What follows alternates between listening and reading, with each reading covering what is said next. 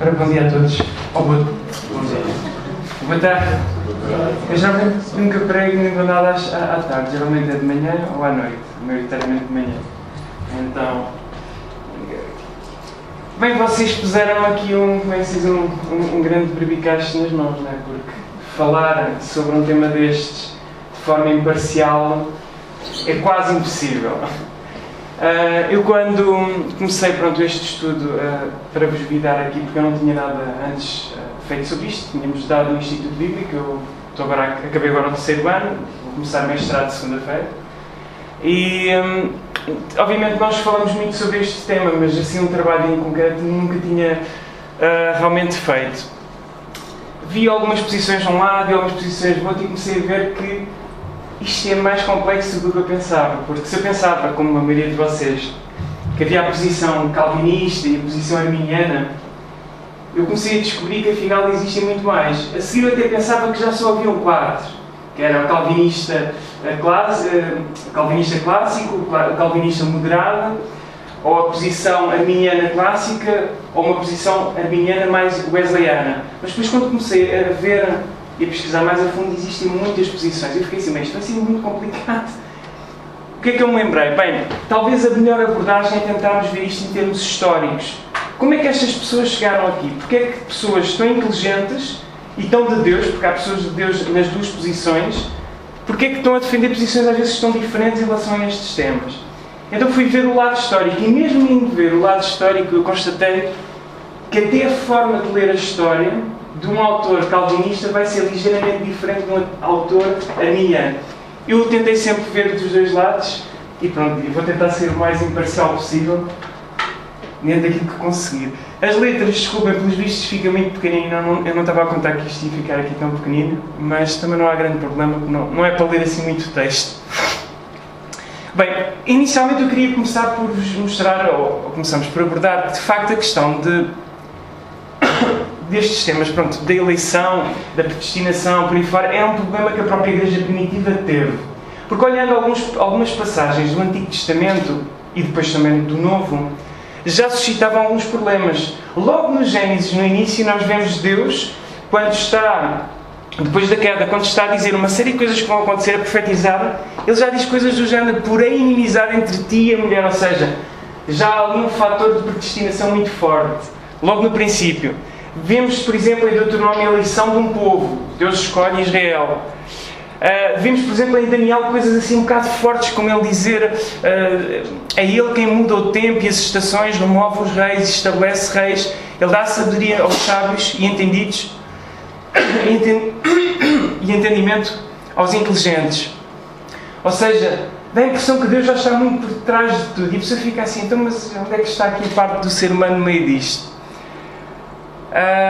No Novo Testamento temos a coisa cada vez mais clara. O próprio Jesus fala em eleitos, Paulo fala mesmo em predestinados, em muitas passagens, e eu não vou abri-las agora, mas à frente ainda vamos ver algumas. E é bastante recorrente este tema no Novo Testamento. E eles, quando começaram a pensar sobre isto, a primeira reação que se sabe, assim, mais antiga da Igreja Primitiva, terá sido ir um bocado num certo fatalismo e num determinismo absoluto. Ou seja, Deus já determinou todas as coisas, então isto, pronto, já não há nada a fazer.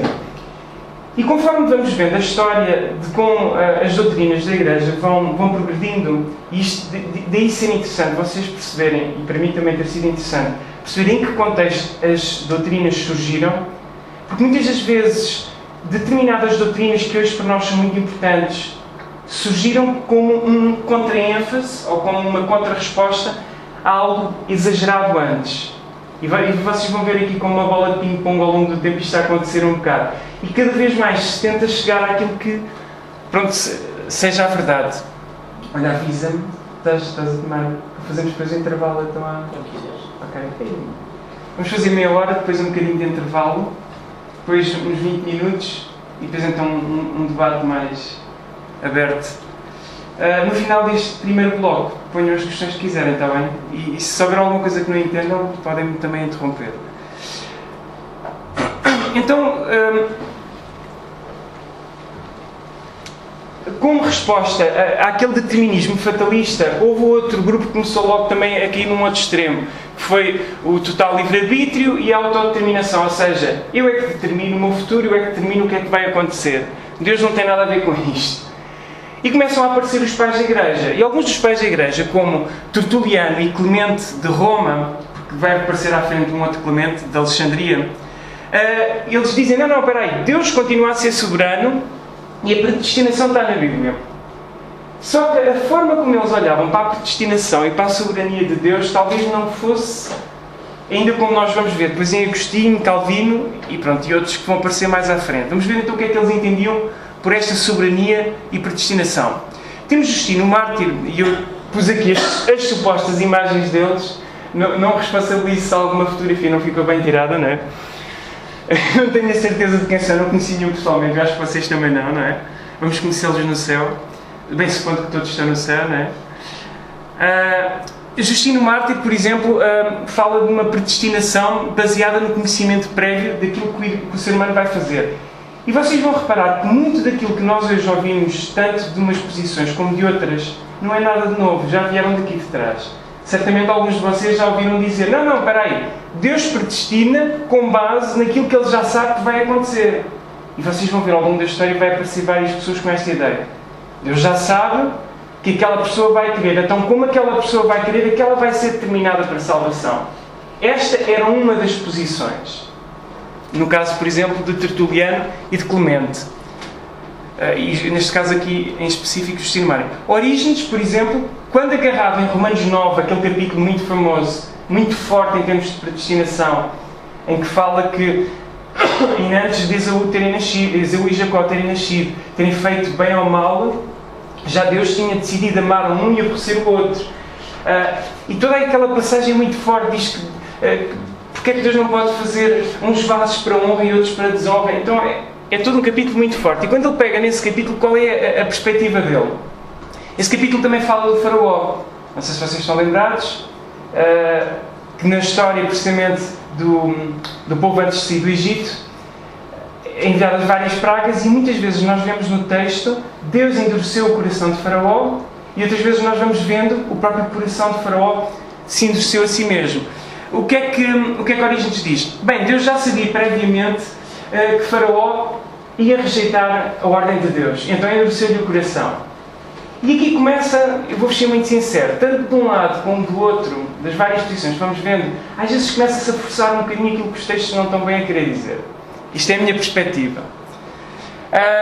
Ele diz, por exemplo, que os vasos para honra e os vasos para desonra, mais uma vez, tinha a ver com aquilo que já sabia previamente, ou seja, iam ser predestinados vasos para honra aqueles que se cuidam de si mesmos, aqueles que se purificam a si mesmos, aqueles que não, obviamente, vão ser para desonra. E também já levanta, aqui Orígenes também já levanta aqui uma questão que vai ser desenvolvida mais fortemente por Pelágio, que é, na verdade não há aqui nenhuma condicionante má nem boa, ou seja, parece que estamos neutros para poder escolher uma coisa ou outra. Inácio traz uma ideia que alguns de vocês já terão ouvido nos dias de hoje, só que com outras palavras. Deus ajuda a quem se ajuda a si mesmo, era um bocado a ideia que ele trazia, mas ele em específico disse, se tu queres fazer o bem, Deus está pronto a ajudar-te. Clemente de Alexandria tinha uma ideia, ou apresentou a ideia de uma forma de Deus e o homem cooperando em conjunto. E esta ideia, mais uma vez, como vos estou a dizer, vai ser propagada ao resto da história. Quem depois foi mais longe e entrou, talvez num dos maiores extremos, nesta linha de pensamento, e que vai ser por causa disto que depois vai aparecer Agostinho a dizer, não, Pelágio está a exagerar, foi o Sr. Pelágio de Bretanha, em que ele mais uma vez afirma como os outros que esta predestinação é com base naquilo que já era conhecido previamente, mas ele já começa a negar uma coisa, ele já começa a negar que o ser humano tenha em si inerente o pecado original. Ou seja, na concepção dele, o ser humano nasce bom, nasce com capacidade tanto para fazer o bem como para fazer o mal. Não existe na concepção dele pecado original. E chega a torcer e a forçar textos como, por exemplo, Romanos 9,15, aquele texto que diz, terei misericórdia de quem tiver misericórdia. Ele diz, terei misericórdia, isto é uma paráfrase de Pelágio, terei misericórdia daqueles que de antemão conhecer que merecem compaixão. Ou seja, fala aqui de uma graça condicional, ou seja, Deus vai ser gracioso e misericordioso com aqueles que merecerem. Que já fica aqui um conceito um bocado estranho. Mas bem. Como contra-resposta a quando se começou a cair nestes pontos já assim muito fortes e já muito extremados, em que já se tira Deus totalmente do cenário, aparece Agostinho. E como vocês vão notar, aqueles que já ouviram alguma coisa de Calvino, Agostinho na verdade não trouxe nada. Desculpem. Calvino na verdade não disse nada de novo. Calvino apenas resume ou reúne aquilo que tinha sido dito na sua própria época e nas épocas anteriores. Entre elas, Agostinho. Agostinho, eu penso que a maioria de vocês já saberão ou não, foi um dos maiores teólogos da Igreja, juntamente com outros que também vão aparecer a seguir. E vamos ver também a própria reação da própria Igreja Católica a Agostinho, que pertencia também ao sistema católico. Vamos ver, pronto. O que é que ele dizia? Ele acreditava, e é a primeira pessoa que define isto de forma muito clara, em termos da predestinação de uma linha da chamada que hoje nós chamamos de linha calvinista. Não estava à espera. Então, ele fala em predestinação absoluta e inalterável, ou seja, aquilo que Deus determina não pode ser alterado de alguma forma, de alguns para salvação e de alguns para condenação. Ou seja, ele põe isso logo de forma muito clara. Ele parte logo do princípio que todo o ser humano é pecador porque nasce com o chamado pecado original, que vem de Adão.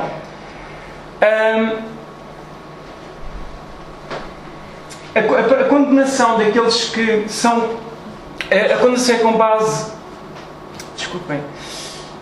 A condenação é com base não só nos pecados da própria pessoa, mas como também no pecado original, ou seja, tudo isso acompanha o pacote da pessoa e isso serve para a condenação da pessoa. Ou seja, Deus, quando está a condenar uma pessoa, Deus não está a fazer nada que a pessoa já não se tivesse sido enviada, por assim dizer, isto segundo a perspectiva de Agostinho, por Adão e Eva, ou seja, Adão e Eva é que nos meteram precisamente neste destino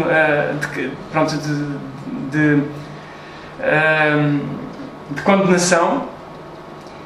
A vida eterna é visto, no caso, por exemplo, de Agostinho, como fruto de uma graça incondicional de Deus, ou seja, ele já não está a dizer, olha, se tu fores bom eu vou ser gracioso contigo e vou-te dar a vida eterna, se tu fores mau, não. Ou seja, surge então o conceito de graça incondicional. Segundo também Agostinho, aqueles que são predestinados vivem, não só creem em Cristo, como depois permanecem vivendo uma vida santa. Há a objeção realmente de um texto que é bastante importante e que tem sido, por exemplo, é uma das objeções levantadas e difícil de responder do lado calvinista, que é, por exemplo, 1 Timóteo 2,4, que diz que Deus deseja que todos os homens sejam salvos. Agostinho aqui põe o ênfase, e na minha opinião aqui Agostinho também já está a torcer um bocado a coisa. Como eu vos disse, vocês vão ver constantemente de um lado e do outro, às vezes está-se a forçar um bocado a coisa, ele está a dizer, não, pera, o que o texto está a querer enfatizar é que todos aqueles que são salvos o são porque Deus teve vontade que isso acontecesse. Só que não é bem o que o texto está a dizer. O texto o que está a dizer é que Deus tem vontade que todos se salvem. E em vez simplesmente de aceitar que há aqui uma coisa difícil de responder, pronto, houve aqui esta tentativa e vocês vão ver que isto constantemente vai acabar por acontecer de um lado e do outro. Por outro lado, a quem dissesse, então, mas aqui há uma injustiça por causa desta eleição seletiva, ou seja, então Deus vai escolher uns para salvação e outros para condenação, simplesmente sem ver se a pessoa tem méritos ou não, e ele remete a coisa, como outros depois posteriormente vão remeter, àquilo que é o mistério de Deus, aquilo que são aquelas coisas que nós sabemos que são assim, mas não conseguimos perceber exatamente porque é que são assim, como o caso da Trindade. Sabemos que a Trindade é uma realidade, são 3 pessoas, cada uma delas uma pessoa, são todos um só Deus e cada um deles é plenamente Deus. É muito difícil de entender isto em termos práticos. Ele disse, olha, isto faz parte daquilo que são os desígnios de Deus e que muitas vezes são difíceis de ser explicados. Na Idade Média, entretanto, depois surgem aqueles que são os semipelagianos. Semipelagianos. Concordam na queda de Adão, pecado original, necessidade da salvação pela graça, mas discordam da questão da predestinação que Agostinho tinha apresentado. E este tipo de pensamento foi o pensamento que acabou por permanecer ao longo da história da Idade Média, que a Igreja Católica perpetuou.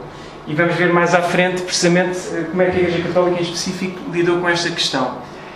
Outras pessoas, depois lá está, de Agostinho, levantaram várias oposições também àquilo que Agostinho dizia, e como vocês vão notando, houve sempre oposições uns aos outros, e a teologia foi desenvolvida sempre por causa da análise uns dos outros, o que é que entendiam daí. Daí, por exemplo, Faustino Riés diz, não, isto é uma teoria fatalista, porque à partida nós não podemos fazer nada, segundo Agostinho está a dizer, dá a impressão, não é, que já são uns condenados uns para condenação e outros predestinados para a vida eterna. Então, na perspectiva de Riés, há aqui assim um certo fatalismo. E uma coisa ainda mais forte, que é da qual, por exemplo, geralmente os arminianos acabam por depois acusar os calvinistas, é que Deus acaba por, segundo a perspectiva arminiana, ficar, como que por assim dizer, responsável pelo próprio pecado, o que é uma coisa um bocado forte de se dizer. Alguns calvinistas extremados dos dias de hoje chegam a afirmar isto mesmo. Há um indivíduo na internet que eu agora não me lembro, que tem ficado muito famoso, que é... Eu não me recordo o nome dele, mas eu vou me recordar, entretanto vou-vos dizer. E ele chega a dizer que Deus é o autor também do pecado, ou seja, entra num calvinismo super extremado. Mas os calvinistas dizem, e neste caso Agostinho e os que vinham de trás, que já conheciam o pensamento, dizem, não é isso que nós estamos a dizer.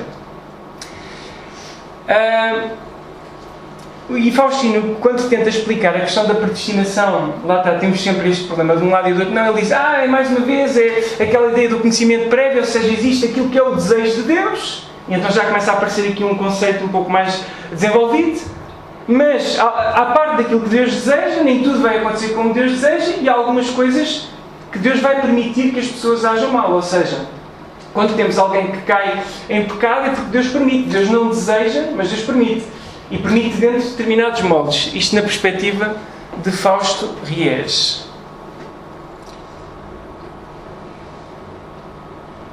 João Casiano, por exemplo, pegando precisamente no 1 Timóteo 2,4, que já tínhamos visto, que diz que Deus deseja que todos se salvem, ele olha para a posição de Agostinho e diz, Agostinho de alguma forma está a ser herético naquilo que está a dizer. Está a forçar tanto o texto, está a dizer que o texto diz aquilo que realmente não diz.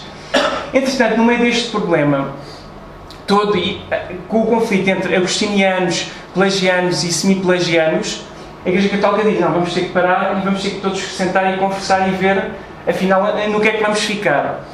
Nesta resolução ficou claro para eles, para a Igreja Católica, que a perspectiva pelagiana, ou seja, estava totalmente posta de parte, porque dizia que o homem nasce sem pecado. A Igreja Católica reconhece, e ainda hoje a linha protestante, o homem nasce com pecado, existe o chamado pecado original. Mas no restante, eles acabaram por se tomar a posição de Agostinho. Na maioria das doutrinas que Agostinho defendia, tiveram muita dificuldade, sim, com a questão da predestinação. Ainda hoje a Igreja Católica não aceita esta questão, como vamos ver mais à frente. Vem como herético alguém dizer que eu sou eleito ou que ele não é eleito. Eles acham que, enquanto estamos aqui na Terra, ninguém pode saber isso com certeza. O que também torna-se um bocado estranho. Porque se eles para beatizar alguém, é porque de alguma forma eles acham que alguém já é santo, não é?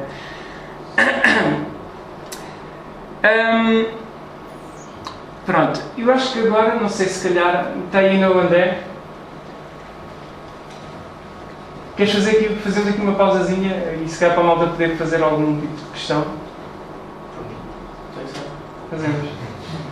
É que eu falo muito rápido e isto já foi aqui uma subcarga, já andamos aqui quase 1000 e tal anos. E eu falo um bocado rápido. Agora eu queria, não sei, alguém quer levantar alguma questão do que vimos até aqui?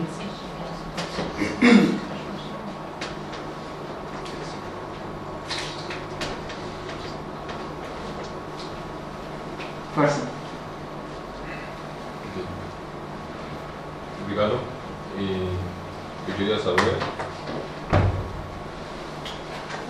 como ainda não li mais ou menos os doutores, não faço ideia como você leu os doutores, eu queria saber, dentro dessa opinião que eles tiveram, como pensadores e possivelmente eram homens de Deus, eu queria saber cuando él pensaba en ese pensamiento, ellos de una manera contaron también con la opinión de Dios.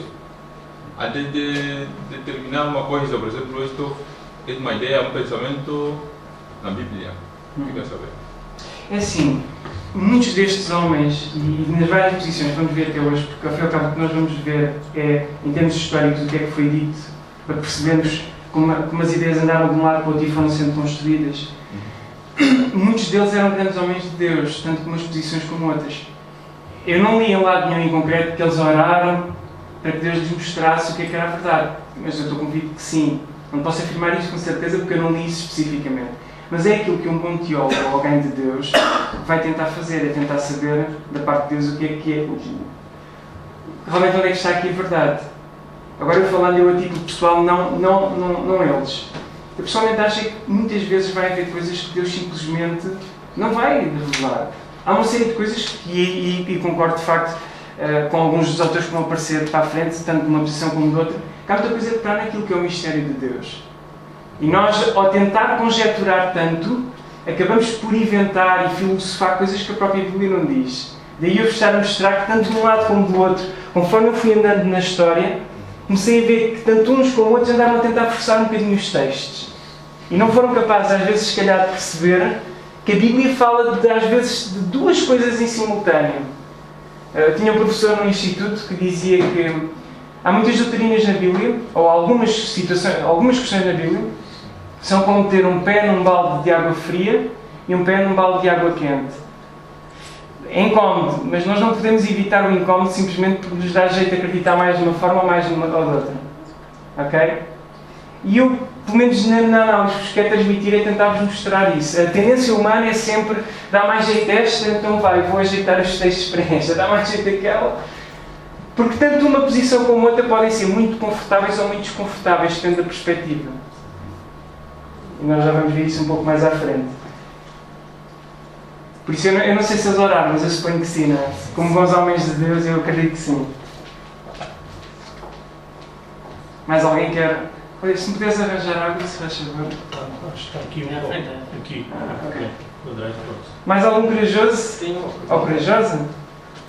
Mas eu não me esqueço. Epá, me dizes tu. Não me esqueço, mas não sei se já falaste isto ou não, mas Começamos já a sua posição histórica, ou seja... Não é isso, sim, mas é a sua posição. A primeiro autor foi o Santo Agostinho. Não, eu comecei com a igreja primitiva. Ou seja, já passámos por alguns dos pais da igreja, as várias posições que eles começaram com uma perspectiva daquilo que hoje chamaríamos talvez arminiana. Ou seja, a posição inicial forte dos pais da igreja, inicialmente mais nacionalista, sim. Era isso que queria chegar. Era isso que eu perguntar se não falar. Mas depois eu posso-te mostrar, andamos para trás e mostro-te tu o que já tínhamos dado. Henrique, não é?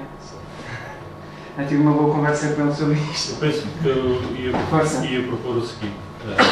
Para já agradecer o facto de estar aqui. A maior parte dos jovens que estão aqui são da igreja local, mas seria bom, talvez, os que não são da igreja local apresentarem-se e dizer a que igreja pertencem, e se eventualmente não pertencem a nenhuma igreja, e se nem acreditam em Deus, também o poderem dizer livremente, porque penso que isso depois também vai ter um bocado de influência no debate que vamos ter, perceber um pouco em que lado é que estamos, embora a gente não vá fazer aqui um debate de igrejas, nada disso. Mas, pelo menos, percebemos os que estamos aqui, não, se concordar comigo. Então, igreja congregacional, quem é o pessoal? Levantei o braço. Acho que é a maioria. É. Eu sei que temos aqui alguns da minha igreja, do Parque das Nações. Que é a igreja? Batista, do Parque das Nações. Ok. Que eu sinceramente, se for a perguntar, nem sei qual é a posição da igreja, porque acho que há pessoas com posições diferentes. Não, isso não interessa. Só queria perceber quem... E mais alguma igreja? Seixal. Seixal. Igreja independente. Independente. É. Ok. E... Casa da Cidade. Casa da Cidade, ok. Casa da Cidade. É uma igreja. Em Moscavide. Acho que assim já ficamos a conhecer todos. Não sei, querem levantar alguma questão? Eu falei um bocado rápido, eu sei. Agora quero tentar ser um pouco mais calmo, mais lentinho, ou vamos mais devagar agora no resto. Estamos a avançar bastante. Se eu for esta medida, vamos acabar isto muito rápido. Mas andámos já mil e muitos anos de história, estamos agora entrando na Idade Média. Não sei, querem fazer alguma questão até aqui?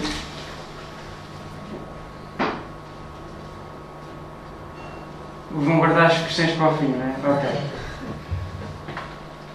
Então vamos seguir em frente.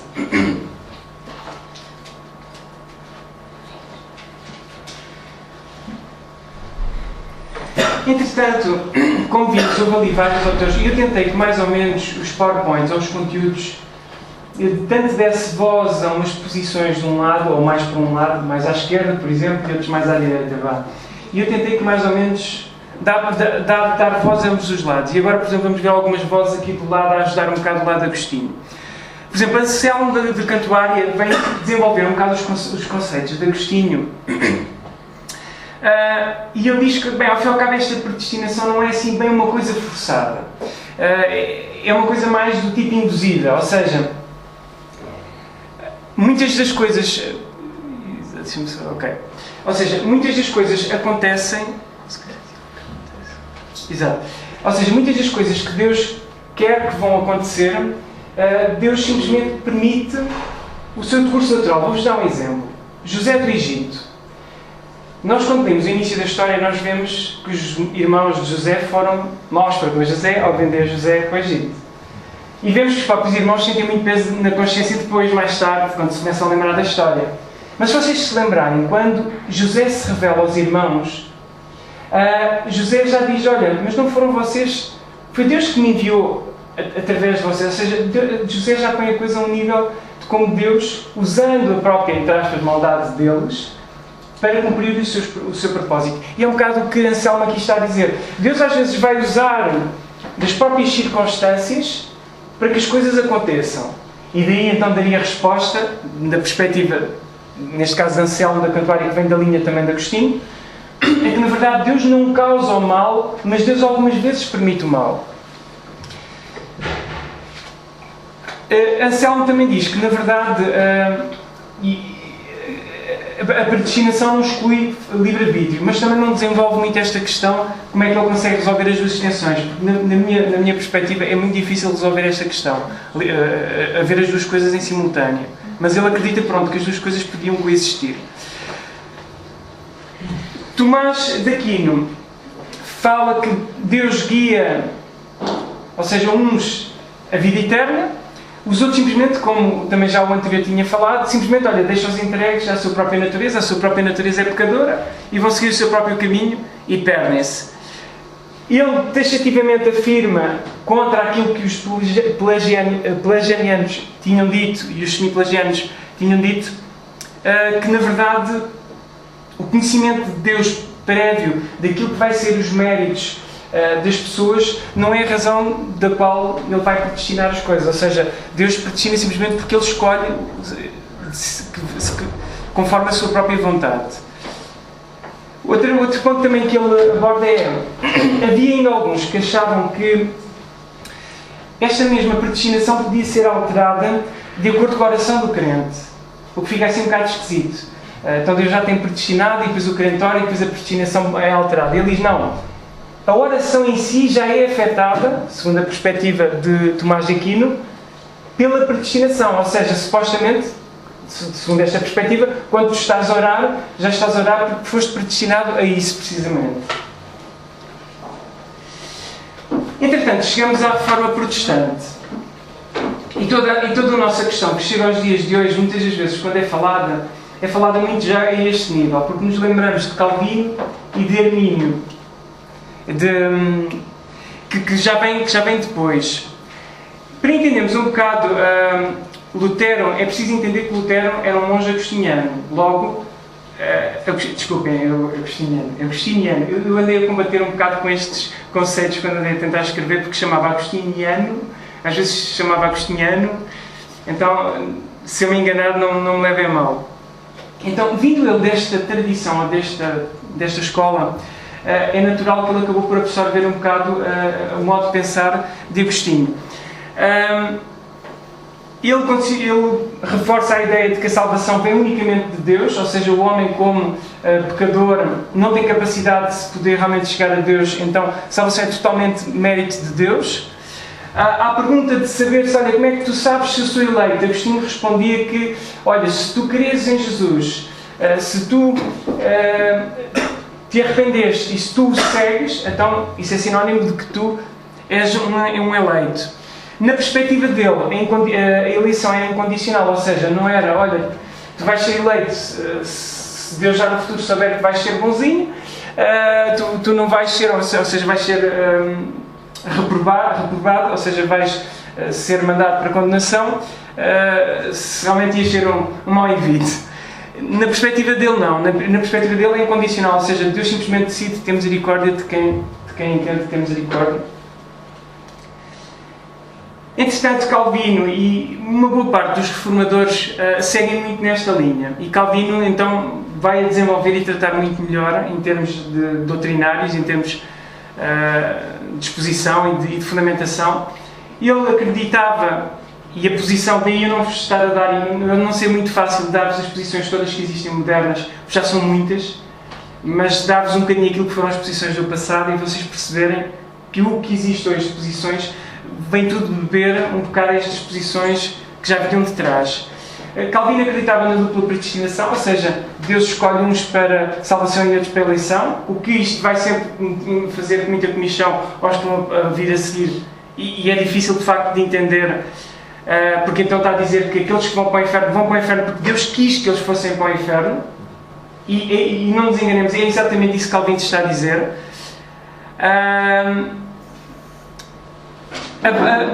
Por outro lado, a base da eleição é a escolha soberana de Deus, e lá está, não nos méritos como já vimos, ou seja, estamos sempre a ver uma repetição mais ou menos dos mesmos conceitos e eles vão se reforçando uns em cima dos outros. E ele vai mostrar que tudo isto já foi, e isto vai ser ao fim e ao cabo um modo para vocês entenderem algumas discussões que depois vão aparecer a seguir.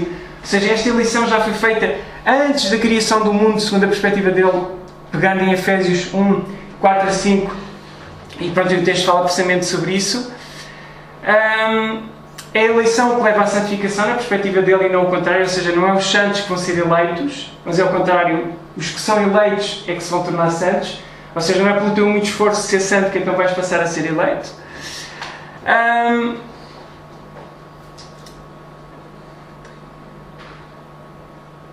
Pronto, aqui então voltamos ao mesmo, a reprovação não tem a ver com conhecimento, há que dizer, mas eu vou passar à frente porque isto acaba por ser aqui uma série de repetições em termos de ideias.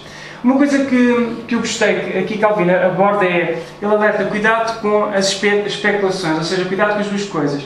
Por um lado, entrar em muitas especulações sobre estes temas, e acho que Calvino foi mais sábio do que os próprios calvinistas que vieram a seguir, porque depois os que vieram a seguir, e nós vamos ver logo nas gerações a seguir, começou-se a caminhar para os extremos.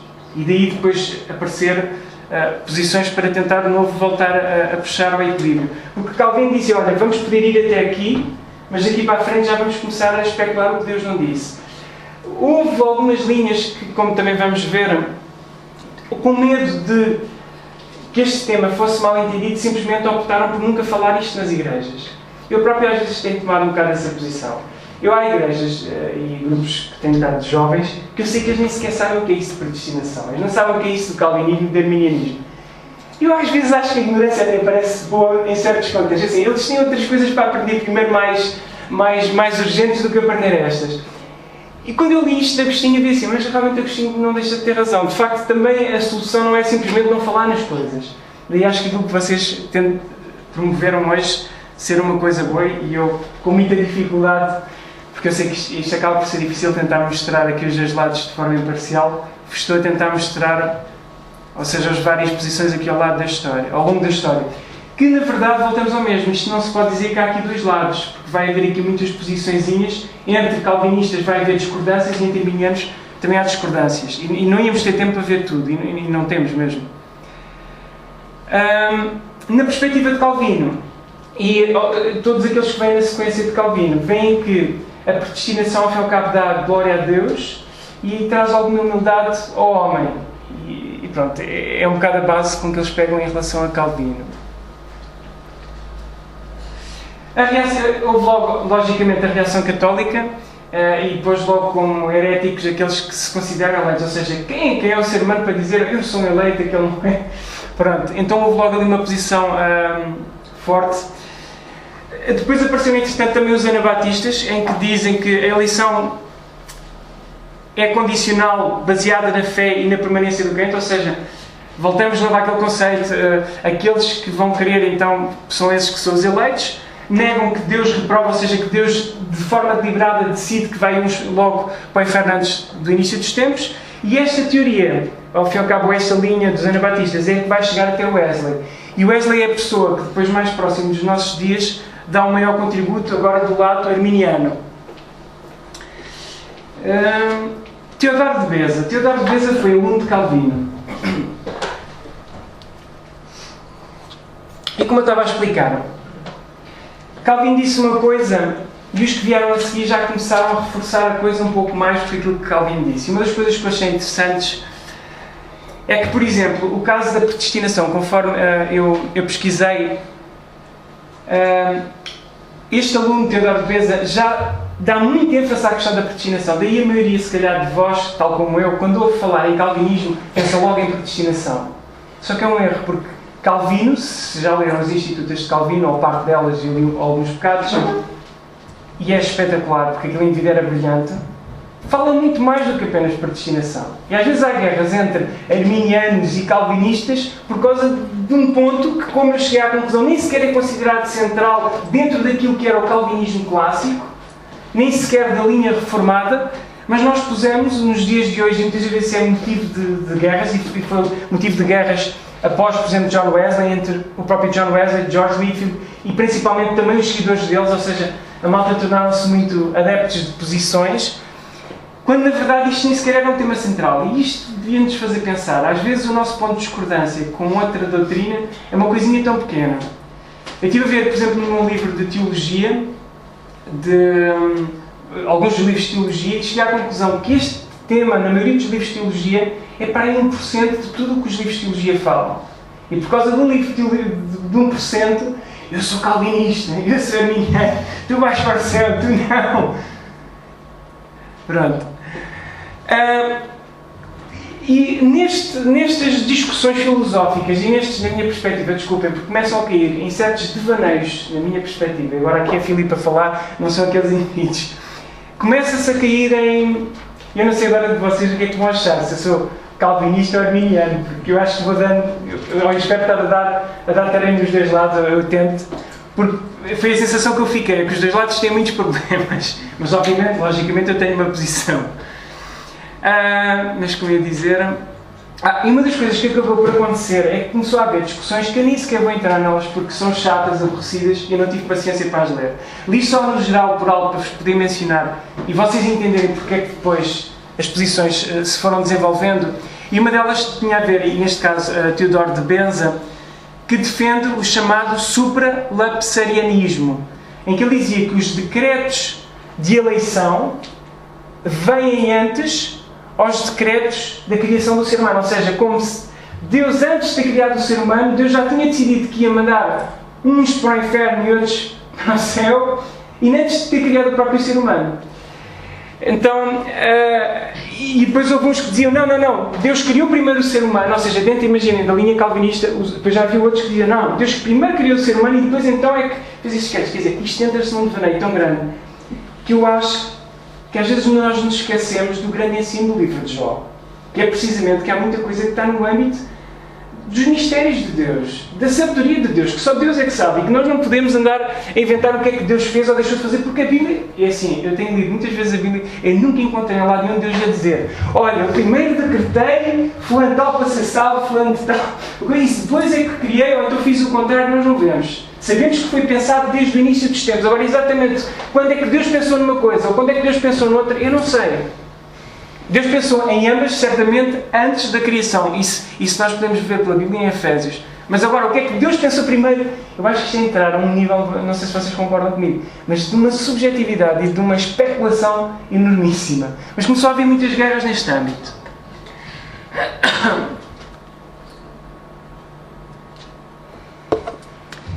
mais uma vez, muitos começaram a ver, lá está, Deus como na posição do autor do pecado, e daí os contra-ênfases. Como eu também já expliquei, não era um tema central, mas conforme lá está, fui havendo as discussões, começou a tornar-se um tema mais... Lá está, a malta começou a centrar-se muito apenas neste tema.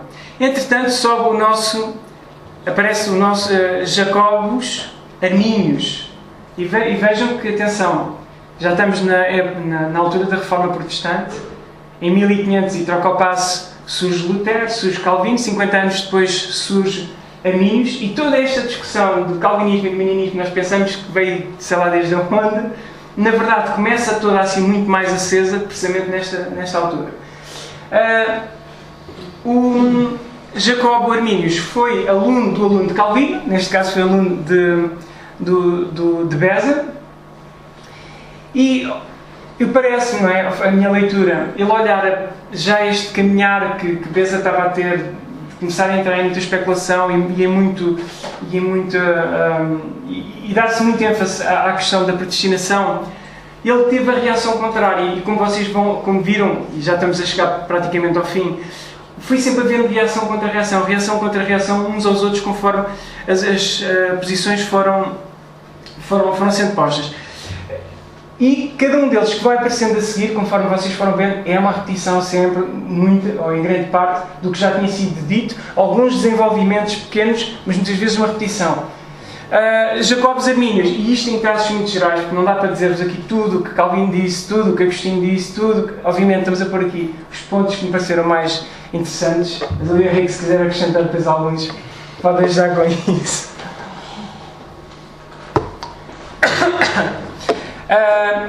Ou seja, a principal disputa que ele teve, segundo eu realmente pesquisei e entendi, o principal problema para Arminius foi precisamente a questão do supralapsarianismo, ou seja, precisamente aquele tema que eu também não achei muito simpático. Ele estabelece aqui, pronto, 2 pontos para ele são fundamentais, ou seja, e isto para mim também foi uma descoberta interessante, é que as diferenças entre aquilo que é o calvinismo clássico e o arminianismo clássico, na verdade, não são assim tantos quanto eu julgava.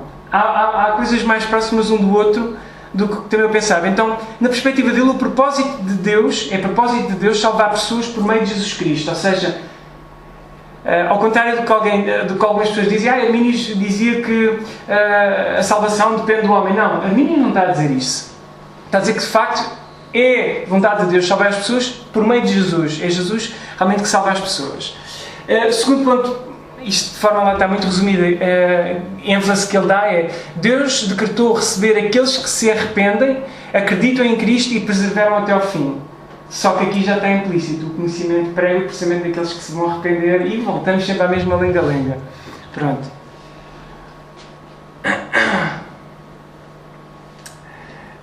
Entretanto, como contra-resposta a 5 pontos que Arminius escreveu, foi formado o chamado Sínodo de Dort, e é daqui que surge o Tulip. Às vezes as pessoas pensam que o Tulip foi uma coisa que Calvino escreveu e, por exemplo, o L do Tulip, como vamos ver, Calvino nem sequer falou nele.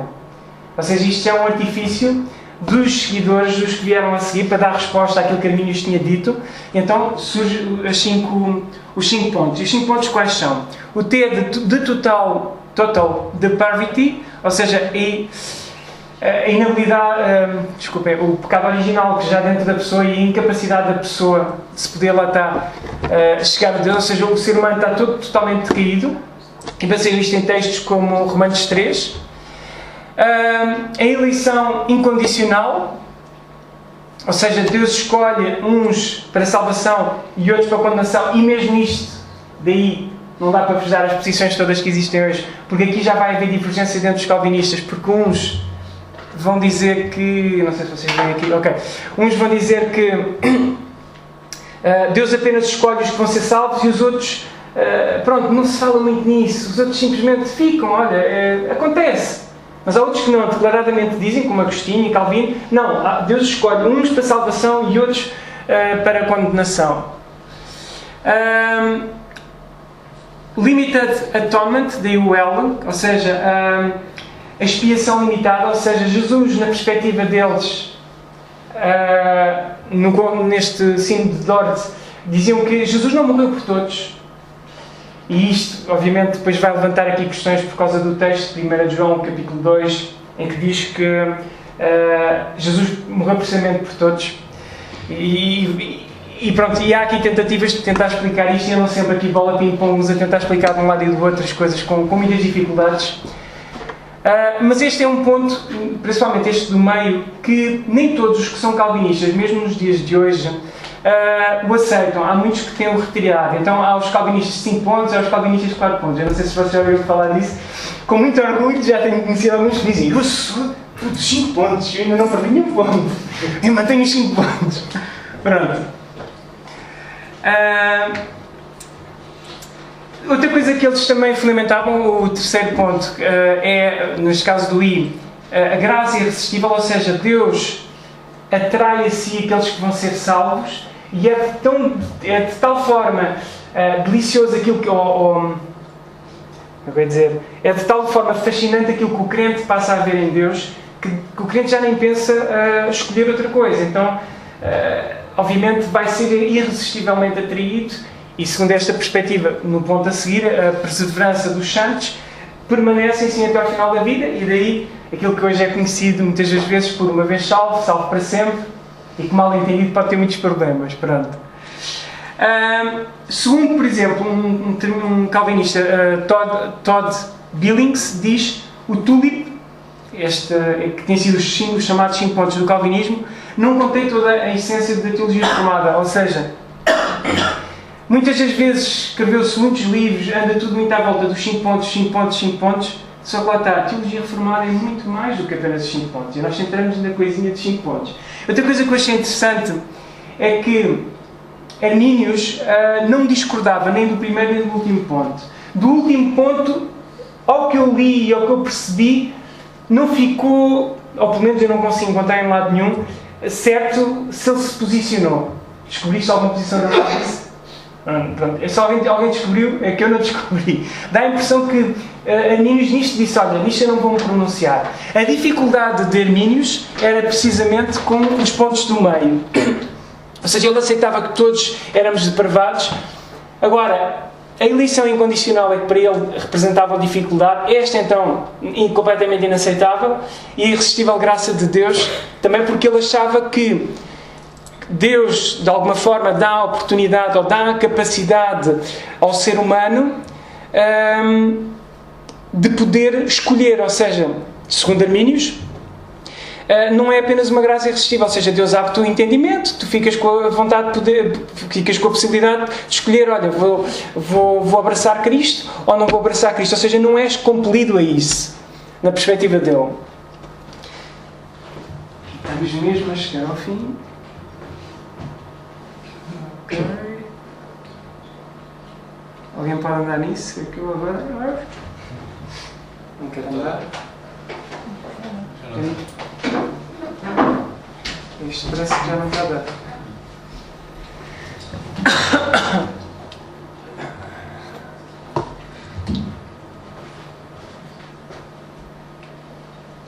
Ok. Ok. Depois aparece Wesley e lá está, você respondendo sempre, uns com umas posições de um lado, outros com posições do outro. Aparece, entretanto, Wesley.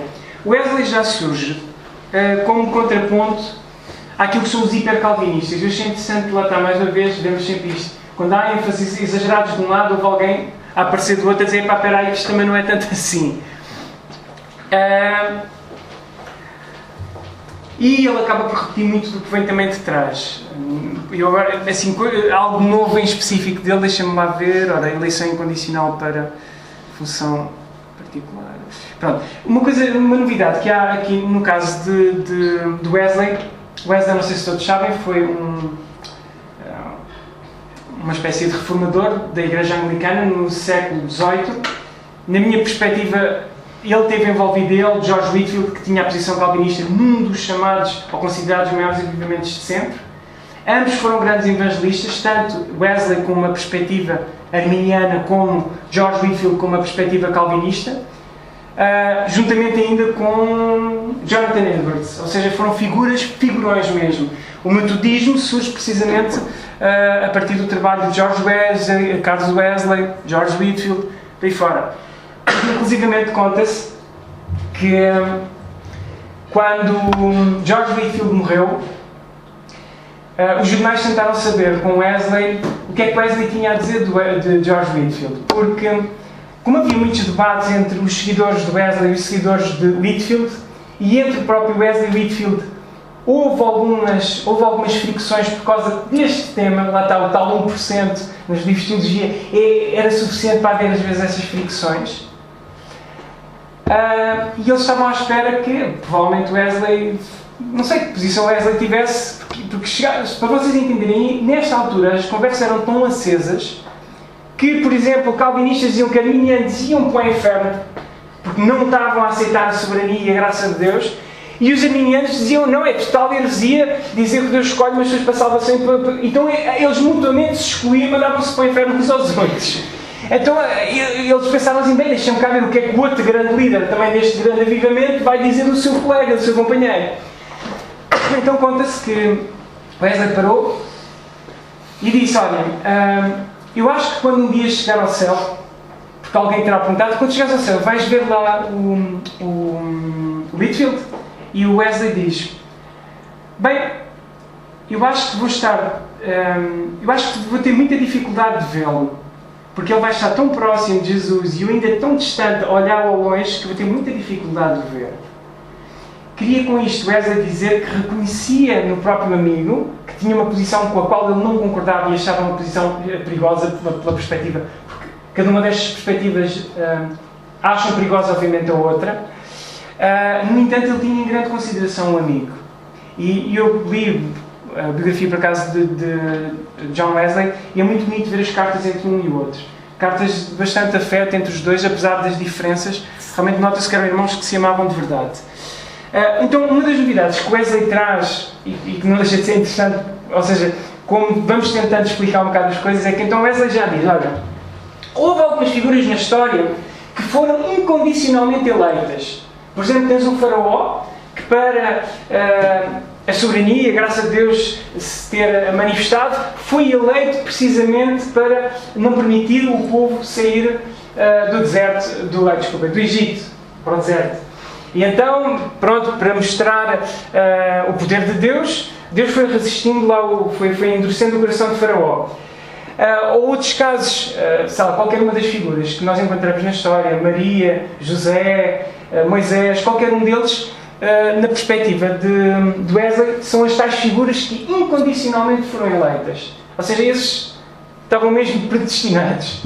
Os outros, ele dizia que era uma eleição lá está condicional, como todas aquelas perspectivas que nós já vimos atrás, ou seja, com base, se eles vão aceitar ou querer ou não. Então aqui Wesley já está a dizer uma coisa um bocado diferente, que é, uns são completamente eleitos porque há um propósito específico do grande plano de Deus da história da salvação, e há aqui uns outros que vão ser eleitos pela presciência de Deus, porque Deus sabe se as pessoas vão aceitar Jesus ou não.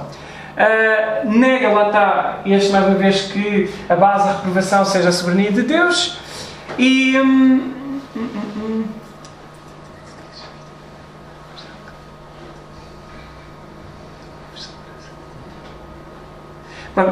diz que há daqui uma certa medida de capacidade do homem poder escolher. Ou seja, isto vem dentro muito do que os outros todos falaram. E agora vamos mesmo... Isto não está a dar? Ok. E terminamos esta parte histórica. Wesley aponta alguns perigos. E então, daí ter parado nesta parte para mostrar o que é que eles mutuamente se dizem um para um lado ou para o outro. Wesley diz que, de alguma forma, a perspectiva calvinista pode desmotivar a pregação do Evangelho. E nós vemos que isso acontece. Há igrejas que se tornaram tão ferrenhas no chamado calvinismo que deixam de evangelizar porque dizem, bem, se Deus já predestinou as pessoas vêm para a igreja se tiverem que vir, se não tiverem que vir, não vêm.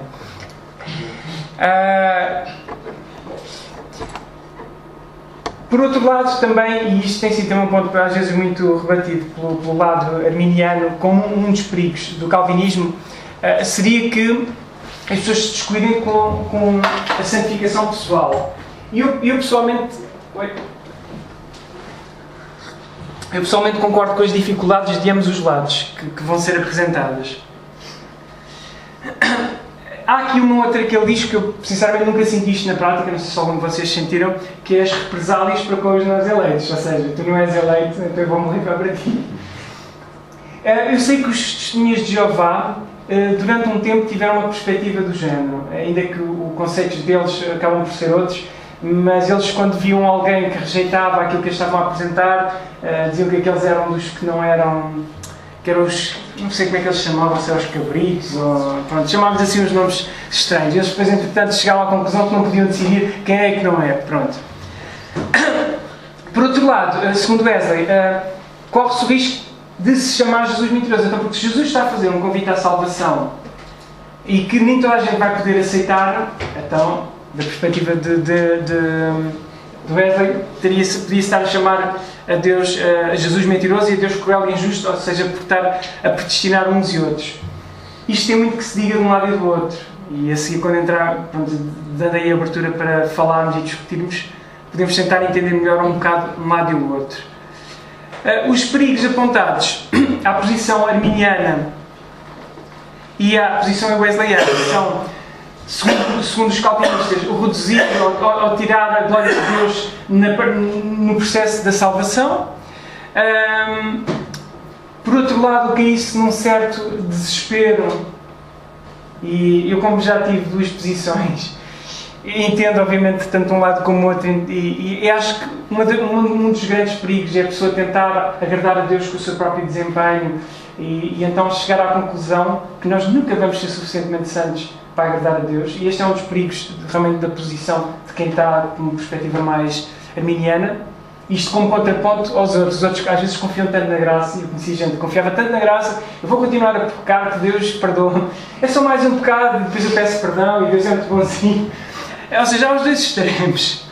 E por um lado pode-se cair num certo legalismo, ou seja, a pessoa está aqui a conquistar a salvação. Pode-se cair, eu não estou a dizer que se cai. Pronto. Porque acho que ambos os lados podem ser... pronto. No período agora mais recente, talvez um dos últimos contributos assim mais fortes em termos históricos, e depois todos os outros já são muitos para nós estarmos a ver todos, foi de Karl Barth, em que diz algo que os protestantes, no geral, obviamente, eu acho que não concordam, pelo menos de linha minimamente ortodoxa, em que diz que ele vê a predestinação em Cristo. Por acaso acaba por ser buscada a ideia, porque ele diz é que Cristo, no lugar do próprio ser humano, já foi eleito para as duas coisas. Tanto foi eleito para a reprovação, e aí nós vemos Cristo a ser morto na cruz, como para a vida eterna. E vemos Cristo depois a ressuscitar e viver eternamente. E com base naquilo que aconteceu em Cristo, todo o mundo vai ser salvo.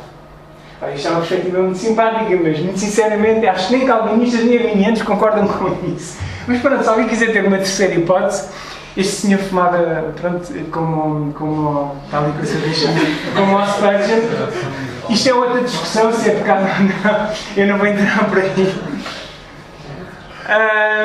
Uma análise muito geral e muito simplista. De alguma forma, as várias posições acabam por estar naquilo que se chama o sinergismo ou monergismo. O sinergismo é quando o homem está a ajudar Deus.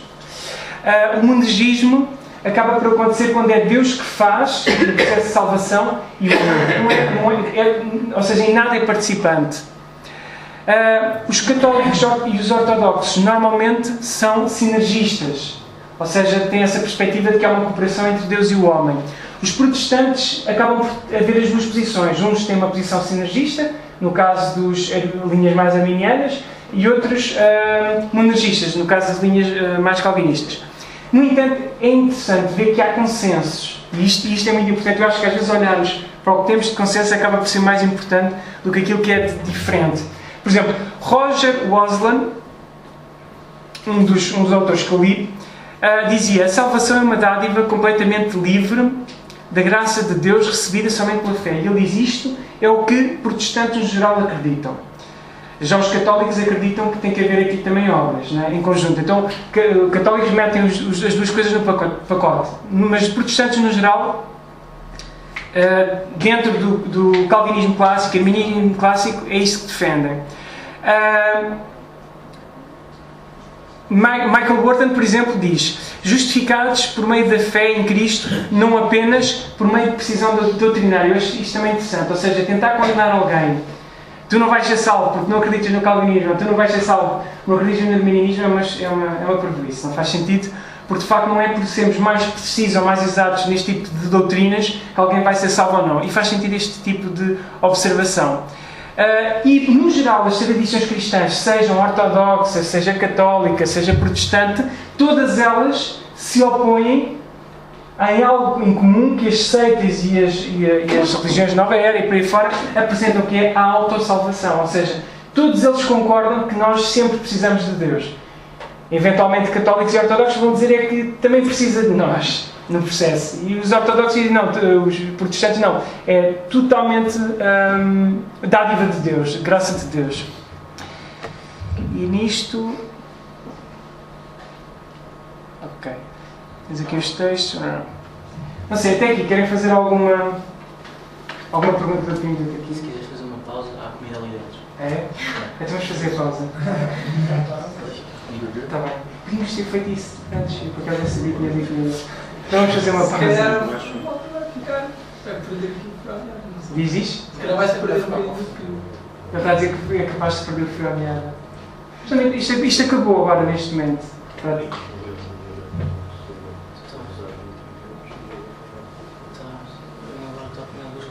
Isto estava-me a dizer que talvez, para não se perder o fio à meada, acabar.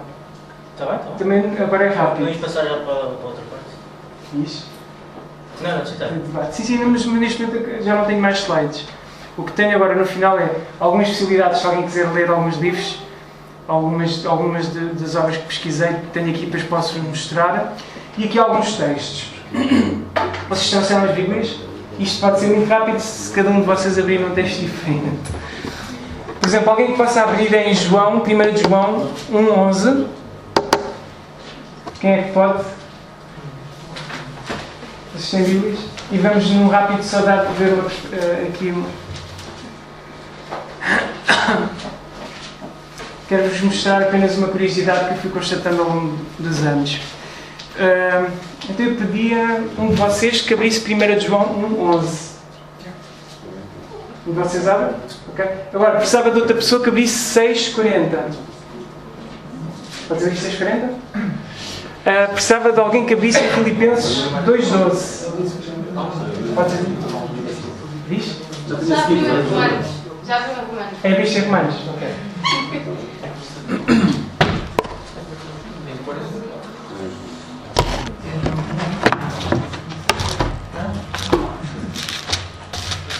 Embora o de Romanos não devamos ler, que é muito extenso.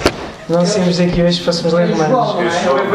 Então é Evangelho de João 1:11 e 6:40. Eu pedia que então alguém lesse do 11 ao 12. 1 de João 1:11 a 12. Veio para que era seu e os seus não o receberam.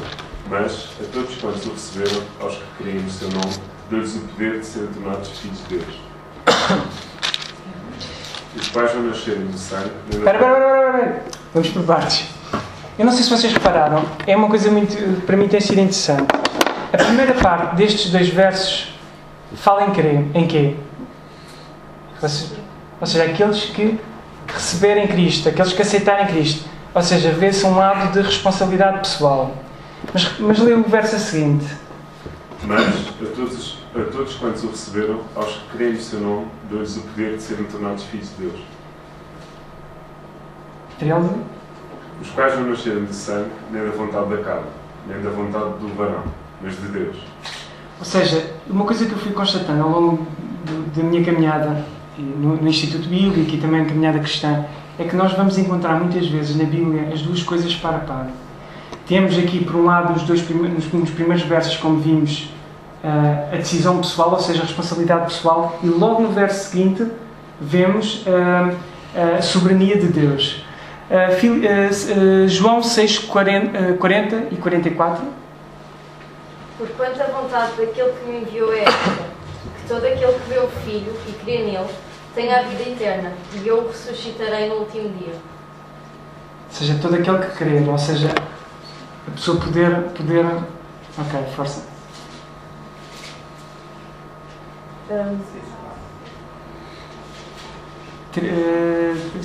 Podes ler o 65. O outro é parecido, o 44, 65. E dizia: por isso eu vos disse que ninguém pode vir a mim, se por meu Pai não for concedido. Ou seja, num vemos, obviamente, responsabilidade pessoal, no outro vemos soberania de Deus. E são sempre textos muito próximos. Filipenses 2, 12, quem puder ler. De sorte que, meus amados, assim como sempre obedecestes, não só na minha presença, mas muito mais agora na minha ausência, assim também operai a vossa salvação com temor e tremor. Ou seja, aqui temos um texto geralmente muitas vezes citado, por exemplo, pelo lado arminiano, e logo a seguir temos um muito citado pelo lado calvinista. E às vezes esquecem-se os dois de um lado e do outro. Lê o segundo, o verso a seguir, o imediatamente a seguir. Porque Deus é o que opera em vós, tanto o querer como o efetuar, segundo a sua boa vontade. Estão a perceber o que é que está acontecendo no texto? Ou seja, um texto fala, vocês trabalham por causa da vossa salvação, e logo no texto a seguir já diz, mas é Deus quem efetua em nós o querer e o efetuar. Então é muito interessante, as coisas estão próximas. E por fim, Romanos, é assim, podem abrir, mas não vamos ler porque obviamente é muito extenso. Eu vou-vos apenas fazer um lamiré geral daquilo que eu acho aqui muito interessante.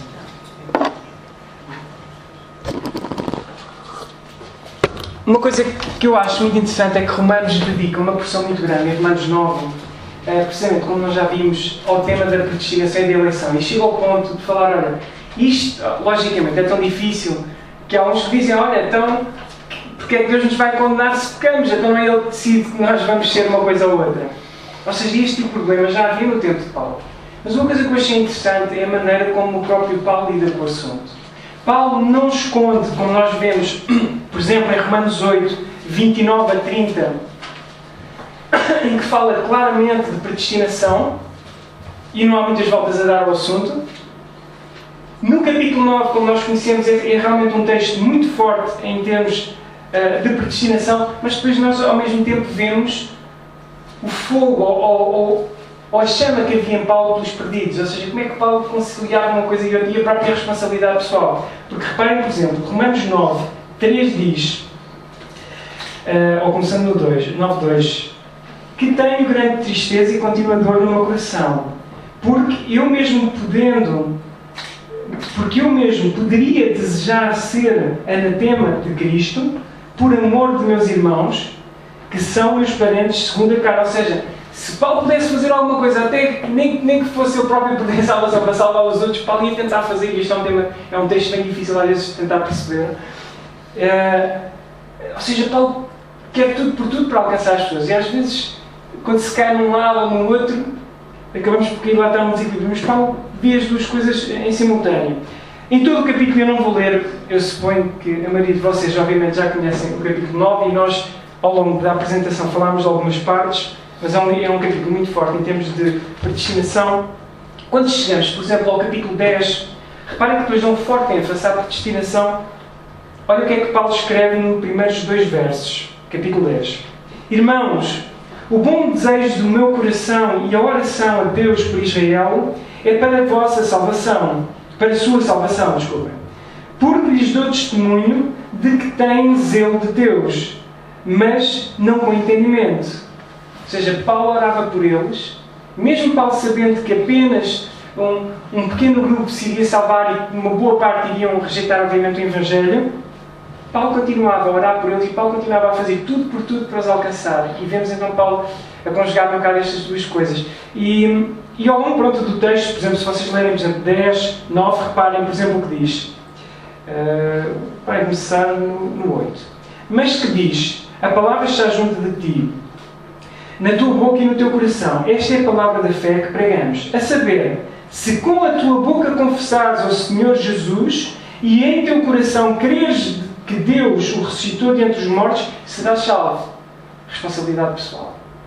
Então, eu no final achei, e tinha comentado até com o André, que achava interessante vermos assim, alguns destes conjuntos de versos, e aqui aqui ao fim e ao cabo estou-vos a transmitir um bocado aquilo que eu próprio tenho ouvido no IBP, no Instituto Bíblico, e a posição ao fim e ao cabo de várias posições é, quando vêm uns alunos a puxar muito para o calvinismo, vão puxar, mas olha que a Bíblia fala de responsabilidade pessoal. Quando vêm outros a puxar muito para o arminianismo, mas olha que a Bíblia também fala em soberania.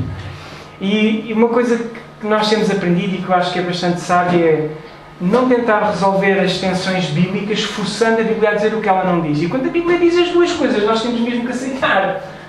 Esta é a minha perspectiva, pronto. Força!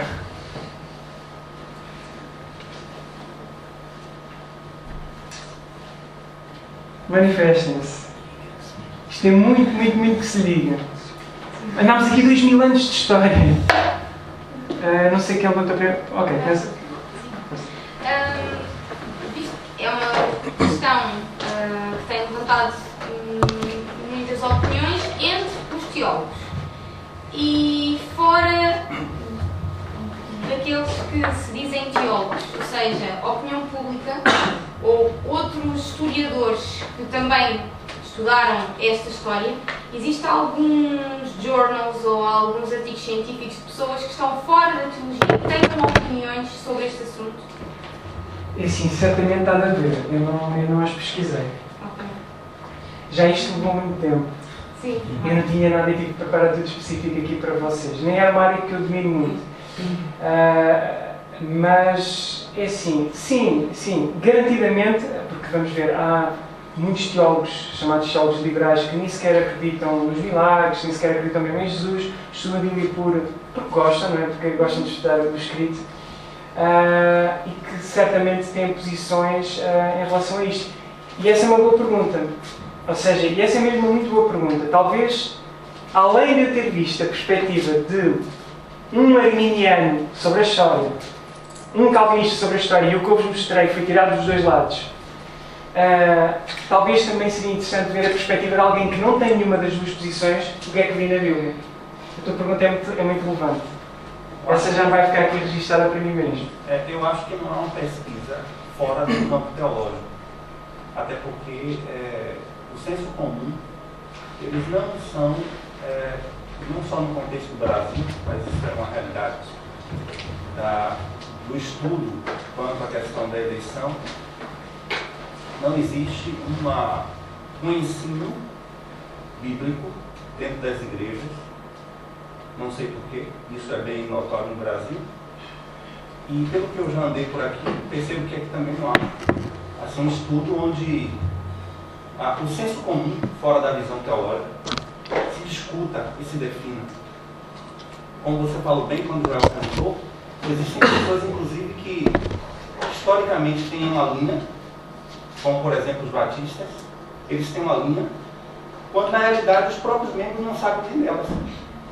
Por quê? Porque não é algo que é discutido como essa noite aqui. E mesmo dentro das próprias denominações já há várias linhas. Os batistas atualmente, e foi o meu primeiro contacto com o calvinismo e o arminianismo, foi numa conferência batista bastante conservadora, e dentro dos conservadores eu fiquei surpreendido porque houve lá uma guerra, porque uns tinham uma perspectiva mais arminiana da coisa e outra mais calvinista. Então, mas é verdade, de facto é um tema que no geral eu acho que fora do âmbito teológico já não interessa assim tanto às pessoas discuti-lo hoje. Só pessoas que já sabem um pouco mais da Bíblia interessam-se por discutir isto fora, dentro dos teólogos, dentro da tua realmente pergunta.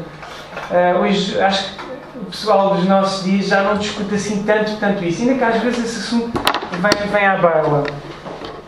Mas acho que já não é um assunto, pelo menos para mim, daquilo que eu tenho visto à minha volta, para dar guerra. Eu nunca tive guerra com ninguém por causa deste assunto. Mas que às vezes, pronto, a pessoa anda ali para a frente e para trás com o assunto. O mais frustrante nisto é que eu, à partida, eu já parto para isto sabendo que isto não dá para resolver sem 2000 anos. Ninguém consegue resolver. Acho que não vamos ser nós hoje que vamos resolver, não é? Mas, pelo menos, entender melhor as posições, acho que é importante. O pior é não ter posição nenhuma. Como? O pior é não ter nenhuma posição. Não e saber. ainda sofrer influências de organizações, como, por exemplo, os Testemunhos de Jeová, tem uma definição clara. Os Adventistas têm outra definição clara. O pior é não nos identificarmos com nada e ainda sofrer influência dessas ordens. Eu concordo consigo, e dentro daquilo que Calvino estava a dizer, a solução não é fugir da questão. Eu próprio às vezes tenho que fugir da questão. Nesse aspecto eu concordo consigo. Era preferível ter uma posição, uma boa posição, bem fundamentada, arminiana, que não me dá tempo aqui para explicar. Eu falei-vos em termos históricos, mas isto é muito mais complexo do que isto, e bonito e interessante. Há muita coisa aqui interessante no meio disto. Mas ter uma boa posição, Fundamentada. bem fundamentada, num calvinismo, por exemplo, clássico ou moderado, ou num arminianismo clássico ou moderado, e eu não estou a entrar em hiper-calvinismos nem hiper-arminianismos, é melhor do que não ter realmente nenhuma posição, para que a pessoa saiba o que é que Deus fez por nós. E ter uma certa ideia da coisa, porque elas não são assim tão diferentes. São diferentes apenas num pequenos aspectos da predestinação e pouco mais, como vimos. Agora, tanto num sistema doutrinário como outro, tem toda uma panóplia sobre a própria salvação que vai muito além do que isto. E eles concordam na maioria dos temas. Estamos a falar para aí de 1%. Força, tu tinhas... O universalismo do Karl que pôs ali há bocado e que disse logo que era absurdo. Que é assim, absurdo, vamos ver, da minha perspectiva e da perspectiva da linha... Da ortodoxia em geral. Sim, protestante. Protestante? E cristã, e neste caso cristã, porque católicos também não aceitam isso. Sim. Eu de facto acho que não concordo, mas acho até difícil de refutar segundo aquilo que se ouve em geral na Igreja hoje em dia. Ou seja, queremos todos que Deus é omnipotente, não é? E se assumirmos aquele versículo que mostrou há pouco de Timóteo, que diz que Deus quer salvar todas as pessoas, é complicado refutar se Deus pode e se Deus quer, porque é que não vão ser todos salvos? Daí, arminianos vão responder que Deus dá a livre arbítrio às pessoas para escolher, aceitar ou não, e por isso alguns vão ser condenados.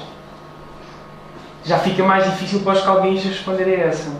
Porque o que os calvinistas vão tentar dizer, e eu acho que é forçar um bocado o texto, acaba por ser um bocado... E eu, atenção, não estou aqui a tomar posição, até porque ele sabe a minha posição e vai entender que eu não estou a tentar, pelo menos não estou a tentar favorecer nenhuma das posições. Por isso, quando estou a dizer que um lado ou outro força, é a minha perspectiva, acho que às vezes esforçam-se. Porque eles dizem é que... E pode haver uma lógica nisto, atenção. Eles dizem que quando diz que Deus deseja que todos os homens sejam salvos, a questão é quem é que são esses todos? É todos dos seres humanos todos, ou é todos os que já são eleitos? Estás a ver onde é que eles tentam levar? Então, já um outro autor, como nós tínhamos visto ali atrás, podia-se dizer, olha, é desejo de Deus que se salvem, mas na prática Deus permite que alguns não se salvem. Isto, conforme a posição, vão tentar...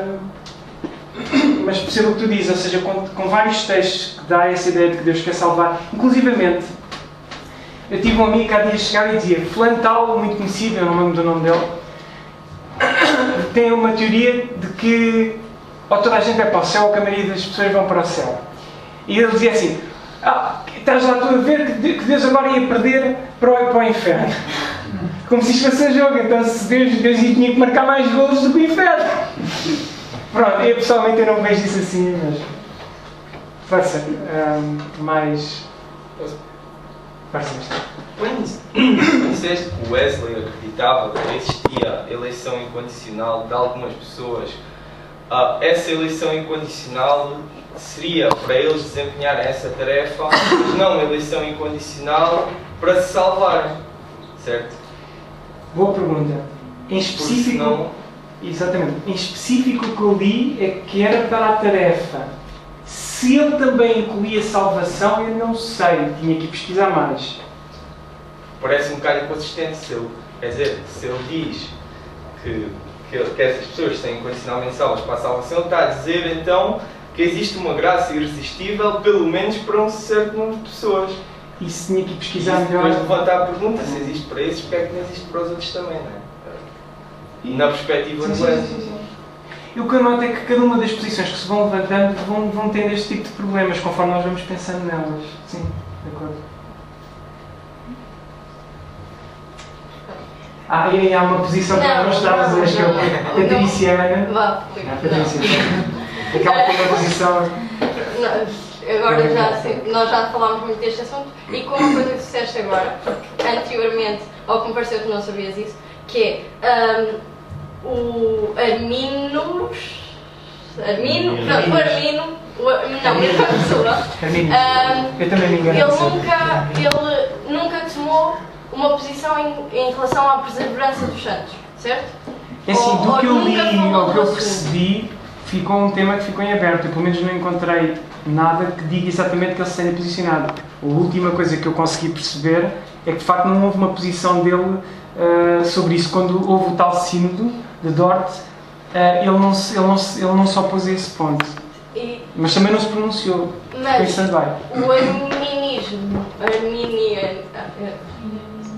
arminianismo dos dias de hoje que defende que se pode perder a salvação. E se o próprio Armino... Depende. Há uns que acham isso e outros que não. Pronto. Se o próprio Armino não, em princípio, não tomou uma posição em relação a esse assunto, quem é que introduziu? Quem é que introduziu esse conceito de que a salvação se pode perder? Lá está, seguidores. Por exemplo, o caso... Ou seja, os seguidores que vieram a seguir, pronto, exatamente quem introduziu isso especificamente não sei. Sei que, por exemplo, o Wesley desenvolveu muito das teorias de Arminio. Inclusivamente o Wesley desenvolve uma ideia de que é possível alcançar um nível de perfeição cá na Terra, em termos de santidade, ou seja, desenvolve-se aqui muitas possibilidades, não é? Mas já é uma coisa que já foi um desenvolvimento posterior, daqueles que seguiram a linha de Arminios. Eu fico muito incomodado porque eu sou professor de História da Igreja e quero me pronunciar aqui, mas não quero ser condutor de uma certa posição, até porque existem pessoas de várias comunidades. Então, assim, eu acho que eu me dou o direito de me reservar algum tempo a falar aos jovens de Chelas o que seria basicamente o princípio congregacional. Então eu fico aqui como ouvindo falar e querendo falar, mas não quero falar porque pode influenciar a decisão da maioria que estão aqui, inclusive do próprio leitor. A ideia, pelo menos a minha ideia, não era convencer a uma posição. A ideia, como foi pedido, era tentar mostrar o quanto possível de uma forma neutra. Fui um bocado aberto e pronto, e expus que algumas vezes não achei inconsistente ao forçar um bocado o texto pelo meu lado exegeta. Eu gosto muito de interpretar o texto bíblico, pronto. Mas, ou seja, não é a minha intenção chegar aqui a nada. Quando muito é a minha intenção que as pessoas conheçam bem as posições, minimamente, e o que é que aconteceu em termos históricos. Sim. Eu falo assim porque, assim, se a igreja ela tem uma linha congregacional, né? É uma linha denominacional, e existe uma posição dessa linha, tanto a nível de Europa quanto a nível do Brasil, então eu acho que os que são congregacionais, isso eu não estou segregando nem discriminando, precisam conhecer, né? Por isso que eu falei dessa forma, não que a minha intenção seja convencê-los, mas a intenção é que eles saibam qual é a identidade de sua denominação. Eu penso que uma boa forma até de conhecer a própria identidade é conhecer a posição da própria identidade, mas também conhecer a contrária, para perceber porque é que mantemos na nossa. Por exemplo, daí... Isso é um contraponto ao arminianismo. Então, de certa forma, vai conhecer os dois lados.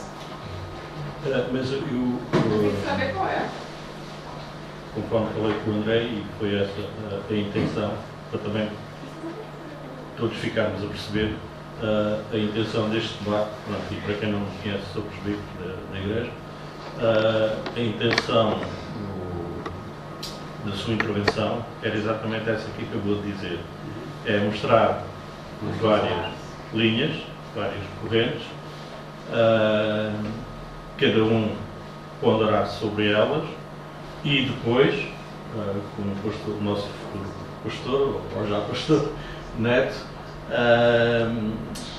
depois na nossa linha, né, congregacional, podemos também ter um debate sobre aquilo que a linha congregacional defende e pensa. Mas a intenção desta intervenção era mesmo incomodar as pessoas e levar os próprios jovens, incluindo mais os da linha da Igreja, a perceberem as várias, digamos, orientações que há para depois também estarem à vontade, né, num campo mais restrito, neste caso a nossa igreja, falarmos sobre o assunto. Portanto, o pastor Neto depois vai estar à vontade para dar essas orientações. Agora, a minha opinião, a minha opinião é esta, eu lembro aos bons anos, e o que o irmão disse há pouco, este provavelmente era um tema que já andava um bocado esquecido, e eu achei engraçado os jovens quererem falar nisto. Com uns bons anos atrás, eu tinha os meus 22 anos, no início da minha caminhada aqui na igreja, e este foi um assunto que foi uma discussão entre os jovens, e eu vinha assim muito calado. Isto até foi numa carrinha, vinhamos do navio Logos, e a discussão era tal, e as opiniões eram tais, que eles perguntaram: então, o que é isto? Tu não pões calma nisto, não dizes qual é a tua posição? E eu disse: ok, quando chegarmos ao céu a gente discute. Pronto, mas a intenção mesmo disto, né, e dou graças a Deus pela sua participação, é mesmo despertar em cada um de nós, né, aquilo que a Bíblia diz, melhor, aquilo que Deus diz, né? E esta é a intenção, e depois cada um de nós, das nossas igrejas, né, fará as perguntas ao seu pastor ou aos seus líderes, mas foi bom ouvir essas exposições todas. Uma ou outra até não conhecia, né? Spurgeon dizia que a predestinação era uma escravatura. Há quem diga que ele depois mudou de opinião, não sei. Portanto, às vezes nós começamos com uma linha, acabamos noutra, mas a intenção foi mesmo despertar em cada um de nós o interesse por isto. Não sei se ajudei em alguma coisa, mas foi só para evitar polémicas. Eu penso que nos dias de hoje, em que vivemos numa sociedade tão pluralista, em que as pessoas pensam por si tanto, cada vez mais vai ser difícil que mesmo as denominações que eram mais fortes numa determinada posição, e é bom Castanha, acho que é bom para que até entre pregadores, quando vão pregar nessa mesma igreja, haja uma linha condutora em termos doutrinários. Eu concordo 100%, mas vai ser sempre difícil, eu acho, que em termos de todos os crentes, que se consiga que todos pensem igual em relação a estes assuntos. Acho que vai acabar sempre por haver, posições. Alguém quer fazer mais alguma pergunta? Só que já agora, como o João mencionou, portanto, o Spurgeon mudou de posição, ainda teve uma citação do Spurgeon que dizia que enquanto Romanos 9 existir, os arminianos não vão ter razão. Era isso que eu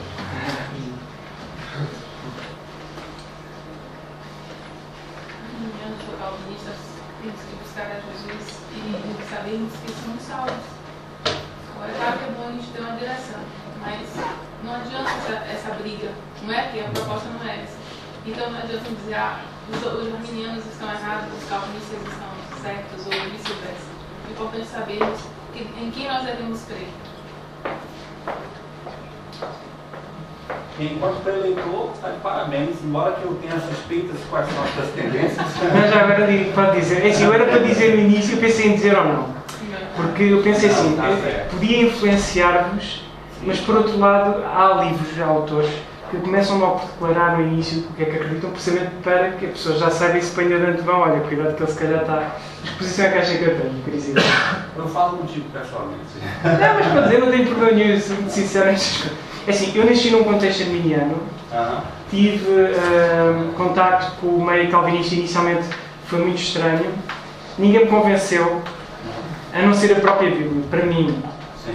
Hoje a minha posição, eu revejo-me dentro da posição calvinista, mas não pus totalmente os 5 pontos. Lá está, eu sou daqueles que têm dificuldade com o ponto do meio. Às vezes chama de calvinismo moderado. Pronto.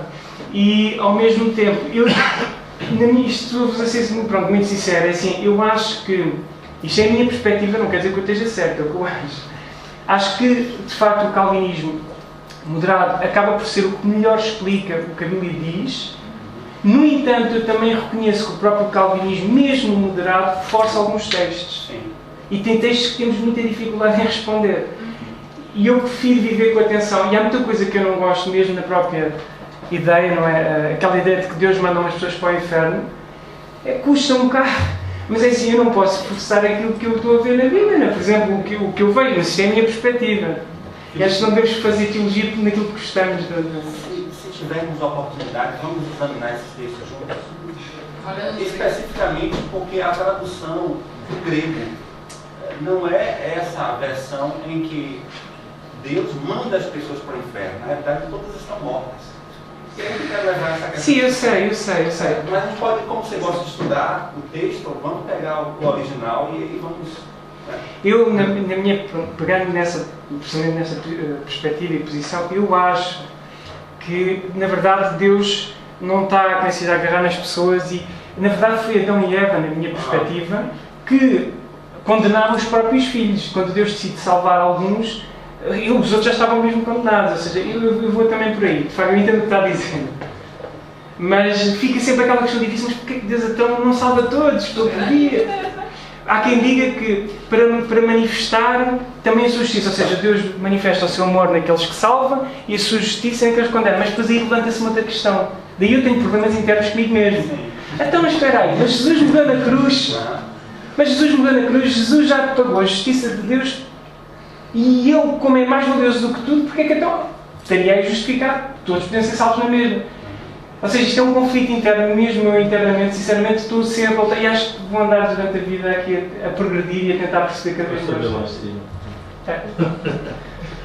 Quando aborda Karl Barth, na realidade, o jovem falou aqui, o universalismo, a base é liberalista, não é universalista. Ou seja, ele entende que a intenção de Deus era que, se é Deus, então salva todos. Mas a ideia é muito mais liberal do que universal. Sim. Que não é universal dentro de Deus. Pois, é universal no sentido de salvar todo o ser humano, pronto, é nesse sentido. Que Karl Barth ele é totalmente liberal. Né? Ele não é ortodoxo, ele não é católico, ele não é reformado. Ele é um teólogo moderno, diremos assim, porque ele não veio do período do século XVII. E tem uma tendência um pouco mais liberal. Né? Mas eu quero parabenizar você pela sua postura, sua imparcialidade. Embora minha entrevista eu consegui pegar alguma coisa aqui. Minha esposa achava que você era arminiano. Eu disse para ela, ele tem tendências calvinistas. Mas já voltou pela... Não, é porque assim, todo calvinista moderado, ele de certo modo, em algum momento dentro desses 5 tópicos, ele acaba crendo também uma parte do arminiano. O calvinista moderado. O ultracalvinista, ele é extremamente predestinado. Ele não tem nenhuma tendência em colocar no homem, porque a grande diferença é a questão da soberania e da humanidade. É isso aí. Um acredita que o homem faz esforço para salvar, o outro acredita que é totalmente Deus. O moderado diz que em certo momento tem a contribuição do homem. Isso é o que é chamado de calvinismo moderado. É um pouco do que eu acredito também.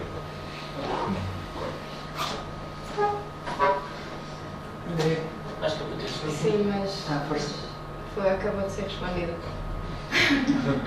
Porque era, pegando aqui nestas passagens que mostraste, havendo a soberania de Deus e também a responsabilidade humana, e estão as duas presentes na Bíblia e nós acreditamos que a Bíblia é 100% verdade, ou seja, não podemos excluir um versículo só porque não apoia tão plenamente a nossa posição, como também não podemos só escolher aquele, nós não escolhemos os versículos que estão na Bíblia, eles estão lá e são esses.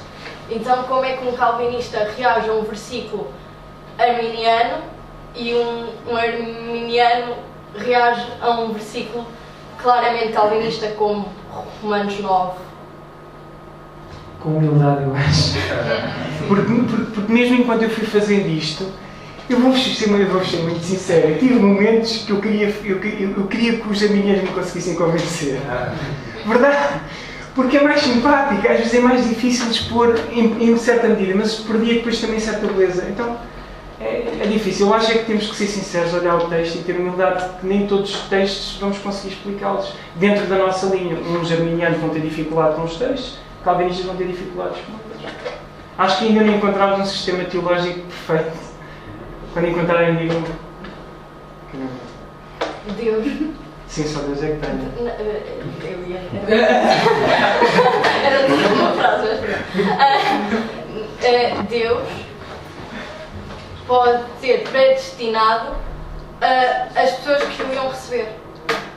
Ou seja, há uma resposta humana, sim, que foi predestinada por Deus. Ou seja, a ação humana já foi predestinada na soberania divina. E já sei o que é que vai dizer. Isso é o que os calvinistas em geral. Sim. Exatamente. Não é que o humano não age. Sim. Ele age através de Deus. Não? Mas, pelo que me pareceu, o extremo não é assim. O extremo pensa que... Qual extremo? É que acho que o extremo calvinista. Pensa que só há ação divina. No sentido em que não é necessário, nós podemos ficar numa sala fechados. Eu penso que o pior problema do extremo calvinista arminiano é o ênfase que dão às coisas. Dão tanta ênfase à soberania de Deus que então nós já não precisamos de fazer nada. Se alguma vez salvo para sempre, então agora posso viver em pecado. E nós sabemos que não é isso que o calvinista está a dizer. E quem continua em pecado não pode ser. Mais alguma questão? Quero levantar. Mas é importante o que nós estamos a falar, e sem dúvida nenhuma, em termos teológicos. Mas, na minha opinião, e por mim fala, não posso esquecer e separar isto que estamos a falar da ação e do poder de Deus. E há coisas, como a Bíblia nos diz, não nos foram destinadas a conhecer. E eu não posso entender que um assassino, que para alguns até está preso, não tem qualquer hipótese, o Espírito Santo atua na vida dele. O que é o Espírito Santo? O Espírito Santo venha atuar na vida dele. Mas para salvá-lo? Sim. E nós temos exemplos disso. Ok? E então onde é que andamos? No que estamos a falar agora, onde é que nós ficamos? E eu prefiro ficar na atuação do poder de Deus e naquilo que não me é dado a entender. Okay? E muitas vezes a Igreja perde muito tempo, e eu quando digo Igreja, as lideranças perdem tempo, influenciam os crentes com a doutrina que defendem, e depois vamos ter gerações que querem evangelizar e gerações que não querem saber da evangelização. Para mim, e esta tem sido a minha experiência, é aquilo que não tem sido dado a conhecer, eu não quero mesmo interrogar Deus. Agora, quero cumprir aquilo que me foi pedido. Ide e evangelizai. O resto, Deus faz. Esta é a minha opinião.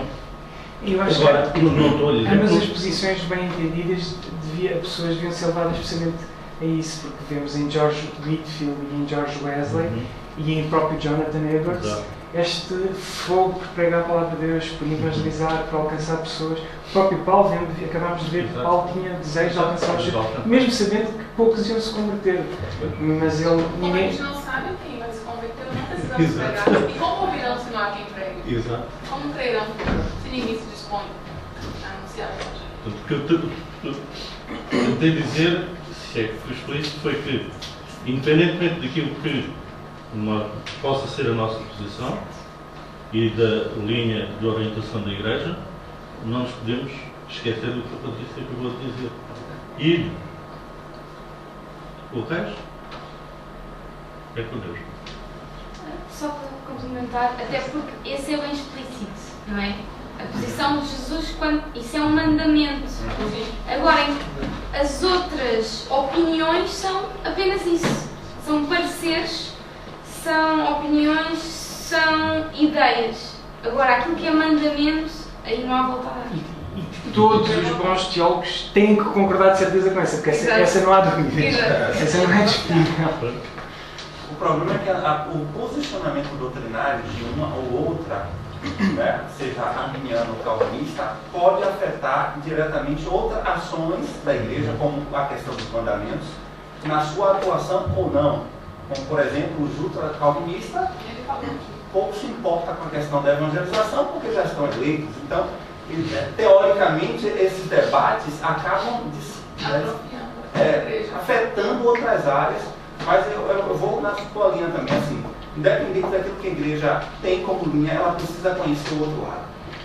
Ela precisa, eu acho que a teologia, ela é um estudo, ela é uma perspectiva científica de você encontrar o saber, independente de ser calvinista ou arminiano, nós só vamos saber o que é arminiano se estudar, independente de ser calvinista, ou vice-versa. Então, eu acredito, inclusive, que a linha do Instituto Bíblico deve ser essa aqui, como ela não tem uma linha denominacional, ela estuda amplamente. Tenta-se... Há um professor ou outro com uma posição mais calvinista ou mais arminiana, mas no geral defendem muito isto. Responsabilidade pessoal e soberania de Deus. Aliás, soberania de Deus, responsabilidade pessoal, e as duas, e vão mostrando isso no texto. E eu cheguei a ver isso, porque eu já acabei isto agora aos 3 anos. O mesmo professor, daqueles dos melhores professores por acaso que nós temos e que eu gosto muito, que é o irmão Gary, eu já ouvi, num momento, a debater o assunto com uns alunos e quem olha diz, ele é calvinista. O mesmo professor a falar com outro tipo de alunos de outra posição, ele é arminiano. E na verdade, eu sei o que é que ele é, mas ele não é as duas coisas ao mesmo tempo. Só que lá está ele a tentar mostrar que soberania de Deus, responsabilidade pessoal, temos de fazer a nossa parte. Deus continua a ser soberano, então... Enquanto docente, ele não pode se pronunciar, ele tem que colocar o que é que a ciência diz. Agora, particularmente, aí já é outra questão. Aí eu fico nessa mesma situação. Quando eu vou lecionar sobre a história da igreja, eu fico querendo, ser imparcial e colocar os dois lados, independente daquilo que eu acredito, independente daquilo que eu acho. Porque ali nós precisamos estudar a teologia, independente da linha que cada um segue. Então, acho que é isso que tem que ser feito. Agora, na congregação, aí já é outra coisa. Está tudo? Comer qualquer coisa. Eu achei isto muito giro, sim. Todo calvinista deveria respeitar aqueles que foram predestinados a serem arminianos. E todo arminiano deveria respeitar aqueles que escolheram ser calvinistas. Força.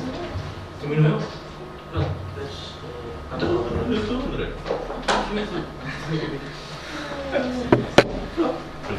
Foi um bom momento e quero-lhe agradecer ter estado aqui connosco. Este tema nasceu um bocadinho por causa das lições da escola dominical que estamos a ter, estamos a mexer com a salvação, falar um pouco sobre isto e o André lançou este desafio. E foi bom ter lançado, porque isso significa que dentro da própria congregação também alguns tenham dúvidas. E então foi proposto, e uma das coisas que eu também disse logo ao André é assim, ok, concordo com a tua ideia, sendo que nós não vamos discutir aqui posições, vamos ouvir apenas as diferentes posições e cada um depois refletir e depois a nível da igreja, então temos essa conversa com os nossos alunos, com os nossos e entre os nossos professores, e falarmos sobre a nossa linha de orientação também congregacional relativamente a este aspecto. Portanto, esta foi a intenção e penso que isto foi bom porque mexeu um pouco connosco, alguns provavelmente ficaram baralhados com algumas ideias, outros ficaram mais cientes daquilo que acreditavam, mas a intenção foi mesmo essa e eu agradeço-lhe imenso porque não é fácil, digamos, ser imparcial. Seria mais fácil chegar aqui e dizer o que é que eu sou e é isto que eu entendo e acabou. E penso que Deus o orientou muito bem e agradeço imenso ter estado aqui com os nossos jovens e é sempre bem-vindo à nossa igreja. Que Deus o abençoe. Obrigado. Pastor Neto, queria só terminar em oração.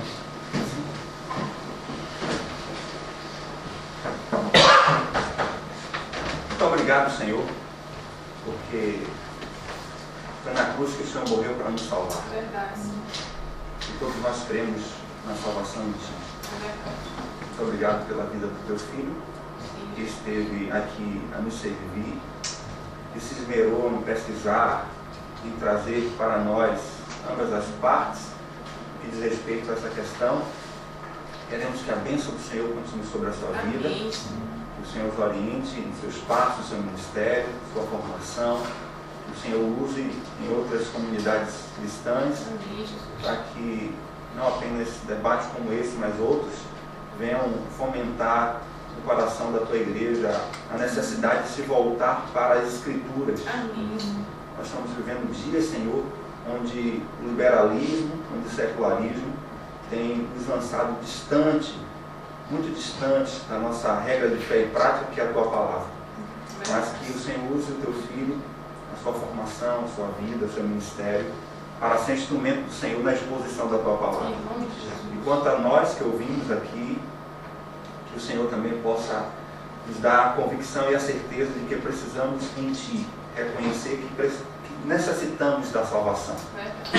Que nós, todos nós, estejamos na glória com o Senhor. Isso é o que importa. Que o Senhor possa nos abençoar, que o Senhor possa abençoar aqueles que já tiveram a necessidade de antecipar a sua saída, e a nós que vamos também nos recusar para os nossos lares ou para outros lugares, que o Senhor nos leve em paz. E mais uma vez, muito obrigado pela vida de Felipe, pela sua disposição e a sua dedicação, o seu voluntariado de estar aqui ministrando, muita imparcialidade e com muita responsabilidade. Que o Senhor possa ricamente abençoá-lo. Abençoa cada jovem aqui presente e celebramos o teu nome. Que o Senhor é fiel em todos os momentos para com nossas vidas. A Ti todo o nosso louvor, nossa gratidão, em nome de Jesus. E agora não podem sair sem beber o sumo, está bem? E ao fritário.